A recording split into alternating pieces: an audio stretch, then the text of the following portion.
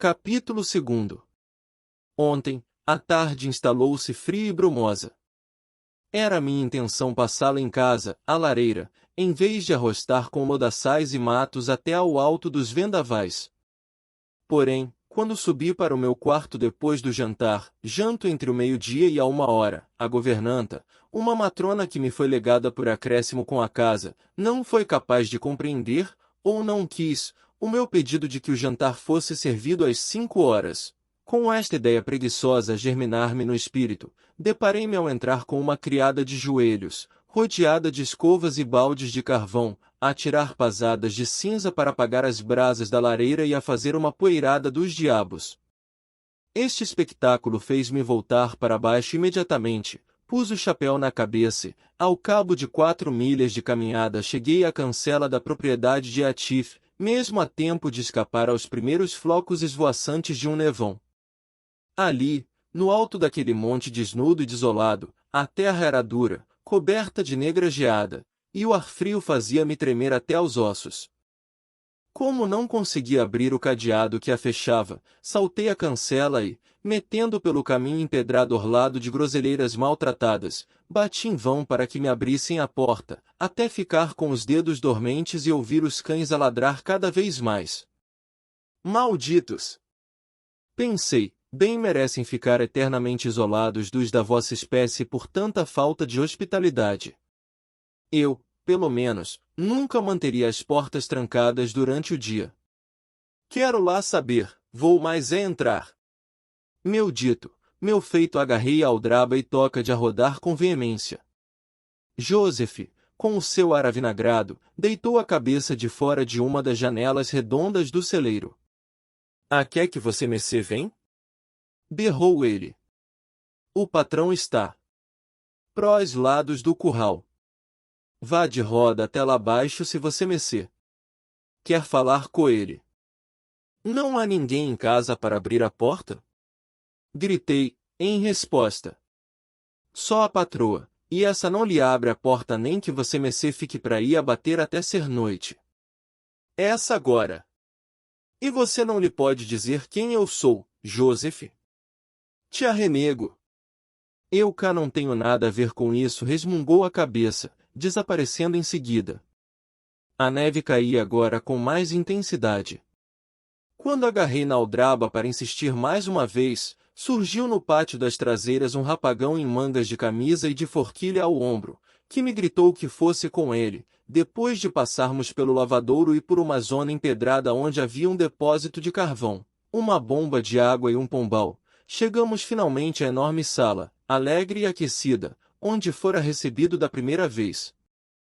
Toda a sala resplandecia agora, copiosamente iluminada e aquecida por uma grande fogueira de carvão, turfa e lenha, e, junto à mesa posta para uma abundante refeição de fim do dia, tive o prazer de ver a patroa, pessoa de cuja existência eu nunca antes suspeitara.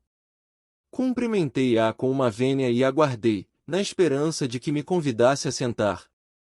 Mas ela limitou-se a olhar para mim, recostando-se ainda mais na cadeira e mantendo-se muda e queda. "Que tempo este!" observei receio, Mr. Zeatif, que a sua porta sofra as consequências da incúria dos criados. Tive um trabalhão para que me ouvissem bater. Ela nem abriu a boca. Eu olhava-a fixamente e ela olhava-me fixamente. Melhor dizendo, não tirava de mim o seu olhar frio e distante, assaz embaraçoso e desagradável. "Sente-se", disse o rapaz com maus modos. "Ele não tarda por aí." Obedeci, pigarreei e chamei pela malvada da Juno que nesta segunda visita se dignou abanar a cauda, em sinal de reconhecimento. "É um belo animal." Voltei eu à carga. "A senhora está a pensar desfazer-se dos cachorros?" "Não são meus", disse a minha afável anfitriã, em tom ainda mais agressivo do que o próprio Yatif teria sido capaz. "Ah, então os seus favoritos são estes?" Continuei, apontando para uma almofada escura coberta de algo parecido com gatos. "Estranha escolha a sua", observou ela, jocosa. Infelizmente, tratava-se de um monte de coelhos mortos. Pigarrei outra vez e cheguei-me mais para a lareira, renovando os meus comentários à tarde tempestuosa. O senhor não devia ter saído de casa, observou ela, levantando-se e esticando-se para tirar de cima da chaminé duas das tais latas pintadas. Até aí ela havia se mantido na sombra, mas agora podia vê-la com toda a nitidez e colher uma imagem perfeita da sua figura e do seu porte. Era esbelta e ainda quase uma menina. Um corpo de formas admiráveis e o rosto mais delicado que me fora dado contemplar, traços finos, de grande beleza. Caracóis louros, ou melhor, dourados, caindo soltos sobre a nuca delicada, e uns olhos que, fossem eles mais doces na expressão, seriam irresistíveis para o meu coração sensível. Felizmente, o único sentimento que dele se desprendia pairava algures entre o escárnio e um quase desespero, algo de tão singular e antinatural, que eu jamais esperaria encontrar ali. As latas pareciam fora do seu alcance e fiz por isso menção de ajudar, mas ela fuzilou-me com o olhar, qual avarento a quem alguém oferecesse ajuda para contar as moedas.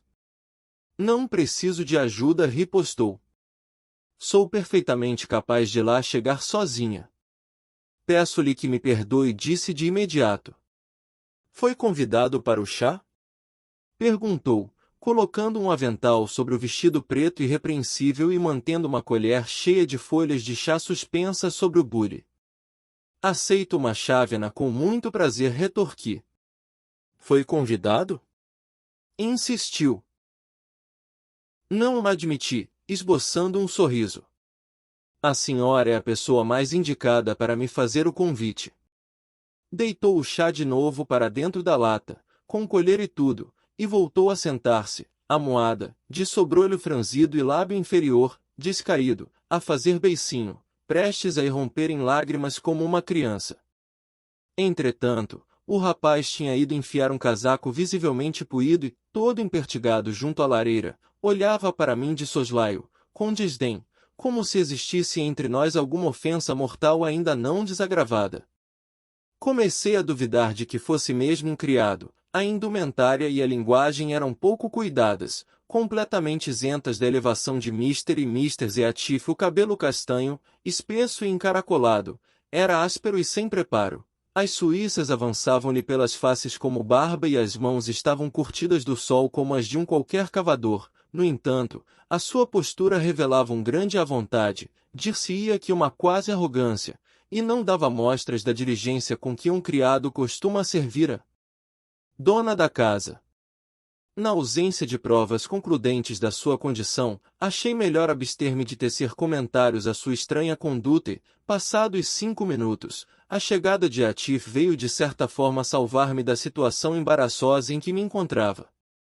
Como vê, meu caro senhor, aqui estou, conforme prometi. Exclamei, revestindo-me de cordialidade. E receio que o mau tempo me obrigue a ficar mais meia hora, se o senhor puder dar-me abrigo durante esse tempo. Meia hora? Disse ele, sacudindo os flocos brancos que lhe salpicavam as roupas. Não entendo como se meteu a um nevão destes para vir até aqui. Não sabe que corre o risco de se perder no meio dos pântanos? Até as pessoas que conhecem bem estas paragens se perdem muitas vezes em dias como este. Garanto-lhe que o tempo não vai mudar tão depressa. Talvez algum dos seus criados me possa servir de guia, e depois pernoitar na granja e voltar amanhã. Será que me pode dispensar um? Não, não posso. Ah, estou a ver. Bom, então vou ter de confiar no meu sentido de orientação. PFFF. Vais ou não vais fazer o chá? Perguntou ele ao rapaz do casaco puído, desviando depois o olhar irado de mim para a jovem senhora. E ele também toma? Perguntou ela, virando-se para Eatif. Despache-se com isso. Foi a resposta, proferida com tal violência que estremeci. O tom em que as palavras haviam sido ditas revelava um caráter intrinsecamente mau. Já não me sentia nada inclinado a chamar a Eatif um tipo formidável. Quando os preparativos terminaram, ele convidou-me a tomar chá, com um vá, meu caro senhor, traga para aqui a cadeira. Então, todos nós, incluindo o rapaz de aspecto boçal, nos sentamos à volta da mesa, guardando o mais austero silêncio enquanto saboreávamos a refeição. Foi nessa altura que pensei que, se era eu quem ensombrava o ambiente, era minha obrigação fazer um esforço para o desanuviar. Não era possível que todos os dias se sentassem à mesa tão cabisbaixos e taciturnos, e era impossível, por mais mal dispostos que estivessem, que aquelas caras de poucos amigos os acompanhassem diariamente. É estranho, comecei, aproveitando a pausa entre a chávena que acabará de beber e a que de novo me serviam. É estranho como o hábito consegue moldar os nossos gostos e as nossas ideias. Para muitos seria inconcebível a existência de felicidade numa vida tão completamente exilada do mundo como a que o senhor leva, e, no entanto, atrevo-me a dizer que aqui, rodeado da sua família e com a sua encantadora esposa como fada reinante no seu lar e no seu coração. A minha encantadora esposa! Interrompeu ele, com um sorriso quase diabólico. Onde está ela, essa encantadora esposa? Refiro-me a Mr. Zeatif, a sua esposa. Ah, estou a ver. Quer o senhor dizer que o espírito dela assumiu o papel de anjo protetor e velará pelo destino do alto dos vendavais mesmo quando seu corpo desaparecer? É isso? Dando-me conta do disparate que tinha dito, tentei corrigi-lo. Devia ter percebido que havia entre eles uma diferença de idades muito grande para serem marido e mulher. Ele andava pelos 40 anos. Idade em que a maturidade de espírito raramente deixa os homens ceder à ilusão de que as raparigas mais novas casam com eles por amor, sonho esse que está reservado aos anos de declínio e solidão, e ela nem 17 parecia ter. Então fez-se luz. Espera lá, este idiota aqui ao meu lado, a beber o chá por uma tigela e a comer o pão com as mãos todas sujas, é bem capaz de ser o marido dela. É o Eatif Júnior, claro. Ora, aqui está o resultado de se ser enterrada em vida. Ela entregou-se a este labrego por desconhecer completamente que existem homens melhores. Um dó de alma, tenho de ter cuidado para não a fazer arrepender-se da escolha. Esta última reflexão pode parecer presunçosa, mas não é. A impressão em mim deixada pelo rapaz sentado ao meu lado tocava as raias da repulsa, e eu sabia, por experiência, que era um homem razoavelmente atraente. Mr. Eatif é minha nora, explicou Eatif, confirmando as minhas suspeitas, ao mesmo tempo que olhava para ela de um modo sinistro, com um olhar carregado de ódio, a menos que seus músculos faciais sejam tão perversos que se recusem, ao contrário dos das outras pessoas, a interpretar a linguagem da alma. Ah, claro, agora percebo. É o senhor o feliz proprietário desta fada benfazeja, corrigi, virando-me para o rapaz sentado ao meu lado. O resultado foi ainda mais desastroso. O rapaz corou subitamente e cerrou os punhos numa atitude de agressão iminente. Mas logo se controlou, dissipando a fúria numa praga resmungada entre dentes e que me era dirigida, mas a que tive o cuidado de não responder. Pouco afortunado nas suas conjecturas, meu caro senhor, observou o meu anfitrião. Nenhum de nós tem o privilégio de ser o dono da sua boa fada. O marido dela morreu. Acabei de lhe dizer que ela é minha nora, portanto deve ter casado com o meu filho. E este jovem é. Meu filho é que ele não é certamente. Eatif sorriu de novo, como se tivesse sido ousadia demais atribuir-lhe a paternidade de um tal Brutamontes. O meu nome é Areton Earcha, grunhiu o outro, e aconselho-o a respeitá-lo. Não incorri em desrespeito, respondi, rindo-me interiormente da dignidade com que ele se apresentará. Os seus olhos fitaram-me longamente, para lá do que me era dado suportar, e desviei o olhar, não fosse eu sentir-me tentado a dar-lhe um soco ou a dar voz à minha hilariedade. Começava a sentir-me indubitavelmente a mais naquele acolhedor ambiente familiar. A atmosfera sinistra pesava-me na alma, neutralizando por completo o conforto e o aconchego físico que me rodeavam, e resolvi pensar 2 vezes antes de voltar a abrigar-me uma terceira sob aquele tecto. Acabada a refeição, e como ninguém proferisse uma só palavra para alimentar a conversa, aproximei-me de uma janela para ver como estava o tempo. O que vi foi um espetáculo de desolação, a noite prestes a fechar-se prematuramente, o céu e os montes irmanados no mesmo turbilhão sufocante de neve e vento. Não creio que seja possível voltar agora para casa sem um guia, não pude deixar de exclamar. As estradas já devem estar cobertas de neve, e mesmo que estivessem desimpedidas, não veria um palmo à frente do nariz. Areton, leva aquelas ovelhas para o coberto do celeiro. Se passarem a noite no redil, ficam tapadas com a neve, e coloca uma tábua à frente delas, ordenou Eatif. E eu, o que é que eu faço? Insisti, com crescente irritabilidade. A minha pergunta ficou sem resposta, e, olhando em volta, vi apenas Joseph, a acartar um balde de comida para os cães, e Mr. Zeatif, inclinada sobre o lume, entretida a queimar um monte de fósforos que tinham caído da chaminé quando voltou a remeter a lata de chá ao seu lugar. O primeiro, mal largou a sua carga, esquadrinhou a sala com ar crítico e matraqueou asperamente, entrecortando as palavras. Pasmo como você mecê pode estar aqui ao lume sem fazer nada, quando toda a gente anda lá por fora. Mas você mecê não presta para nada, e nem vale a pena falar consigo. Você mecê nunca se há de emendar e há de ir pro inferno como a sua mãe. Por instantes pensei que esta peça de retórica me fosse dirigida, e, com justificada indignação, avancei para o velho insolente disposto a corrê-lo dali para fora a pontapé. Porém, a resposta de Mr. Zeatif deteve o meu gesto. Não passas de um velho hipócrita e desavergonhado! Exclamou. Não tens medo de que o diabo te venha buscar de cada vez que pronuncias o seu nome? Já te avisei para não me provocares, senão ainda lhe peço o especial favor de te levar de vez. Para com isso, estás a ouvir, Joseph, prosseguiu ela, tirando de uma estante um livro comprido de capa preta. Vou mostrar-te os progressos que fiz na magia negra. Em breve estarei apta a exorcizar esta casa. A vaca russa não morreu por acaso e as tuas crises de reumático não são de certeza bênçãos do céu. Ah, maldita, grande maldita! Gemeu o velho. Que o Senhor nos livre de todo o mal. Não, alma danada. Tu é que estás condenado, desaparece, se não queres ver o que te acontece. Transformo-vos a todos em bonecos de barro e serei o primeiro que passar dos limites por mim impostos há de.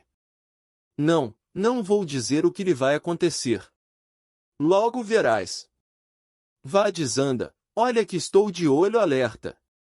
Os belos olhos da bruxazinha cintilaram de malícia e Joseph saiu apressado, a tremer de genuíno pavor, enquanto rezava e repetia maldita, maldita.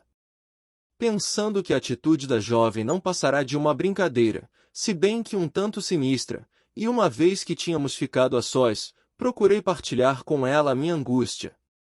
Mr. Yatif disse, com todo respeito, peço-lhe que me perdoe se é incômodo, mas com esse seu rosto, tenho a certeza que só sabe fazer o bem. Por favor, dê-me alguns pontos de referência que me permitam encontrar o caminho de casa. Sem eles, sou tão capaz de lá chegar, como a senhora de chegar a Londres. Volte pelo caminho que o trouxe, respondeu ela, afundando-se num cadeirão, com uma vela acesa ao lado e o tal livro comprido à sua frente. O conselho não servirá de muito, mas é o melhor que tenho para lhe dar. Mas, depois, quando ouvir dizer que me encontraram morto num pântano ou atolado de neve num barranco, a sua consciência não lhe segredará ao ouvido que parte da culpa é sua? Minha como? Eu não posso acompanhá-lo. Eles não me deixavam ir nem ao fundo do muro da quinta. A senhora tem cada uma. Nem eu seria capaz de lhe pedir que pusesse o pé fora de casa numa noite destas por minha causa, exclamei. O que eu quero é que me diga qual é o caminho, não que eu me mostre ou então que convença Mr. Yatif a mandar alguém acompanhar-me. Mas quem? Aqui em casa só estamos, Mr. Yatif, o Earcha, a Zila, o Joseph e eu. Qual de nós prefere? Então na quinta não há mais criados? Não, estes são tudo o que temos. Sendo assim, só me resta pernoitar aqui. Isso é assunto para ser tratado com o dono da casa. Não me diz respeito. Espero que lhe sirva de lição. A voz de Atif soou austera na entrada da cozinha. Quanto a pernoitar aqui, devo informá-lo de que não tenho quarto de hóspedes. Se quiser, tem de dormir com o Areton ou o Joseph. Posso dormir aqui mesmo na sala, sentado numa cadeira retorqui. Não pode, não. Um estranho é sempre um estranho, seja ele rico ou pobre. Não me agrada que ande por aí alguém à solta quando eu não estou por perto, disse o infame, rudemente. Com este insulto, a minha paciência chegou ao fim. Articulei um desagravo qualquer e saí porta fora como um furacão, mas fui-lo com tal impetuosidade que fui esbarrar com Earcha no meio do pátio. A escuridão que me envolvia era tão completa que não conseguia dar com a saída, e, enquanto andava por ali às voltas, tive oportunidade de ouvir mais uma conversa elucidativa da delicadeza com que esta gente se tratava. A princípio, o rapaz parecia estar a meu favor. Vou com ele até ao parque d'Alvitrou. Vais, mas é com ele até ao inferno! Exclamou o patrão. Ou o que quer que ele era ao rapaz, e quem dá de comer aos cavalos, não me dizes? A vida de um homem é mais importante do que deixar os cavalos sem ração por uma noite. Tem de ir alguém com eles, murmurou Mr. Zeatif, com inesperada benevolência. Eu não obedeço às suas ordens, replicou Areton. Se ele lhe interessa tanto, é melhor ficar calada. Pois só espero que a alma dele te persiga, e que Mr. Atif não arranje mais nenhum inquilino até a granja estar a cair aos bocados. Exclamou ela com veemência. Olha, olha, ela está a rogar-lhes pragas. Balbuciou Joseph, em direção ao qual eu me dirigira.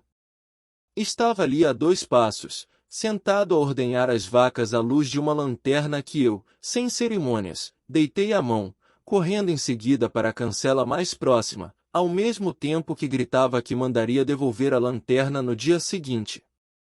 Patrão! Patrão! Ele palmou a lanterna! Berrou o ancião, indo no meu encalço. Anda, Gnasher! Vá, cão! E, Wolf! A ele, a ele! Mal deitei mão à cancela, 2 monstros peludos saltaram-me à garganta, atirando-me ao chão e apagando a lanterna, ao mesmo tempo que, para cúmulo da raiva e da humilhação, ouvia Atif e Areton rirem a bom rir. Por sorte, os cães pareciam mais interessados em esticar as patas, abrir as bocarras em longos bocejos e abanar as caudas do que em devorar-me. Opunham-se, no entanto, a qualquer tentativa que eu fizesse para me levantar, pelo que não tive outro remédio senão deixar-me ficar deitado até os malditos dos donos acharem por bem vir libertar-me.